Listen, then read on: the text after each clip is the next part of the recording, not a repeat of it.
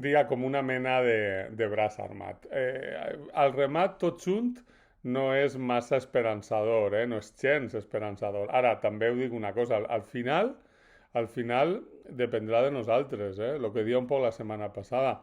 En el fons, tindrem el que ens mereixem. Podem mirar a Xile, per exemple. Podem mirar a Xile, que ells també van eixir d'una dictadura molt canyera, amb un procés, diguem-ne, de netejada de cara, d'una Constitució que en el seu cas directament venia de la dictadura, i ahir el veieu, tan contents, amb un procés constituent i amb Boric de president, o sigui que sí se puede, sí se puede. El que passa és que t'ho has de creure i també has de tindre clar, sí se puede, però sí se puede què?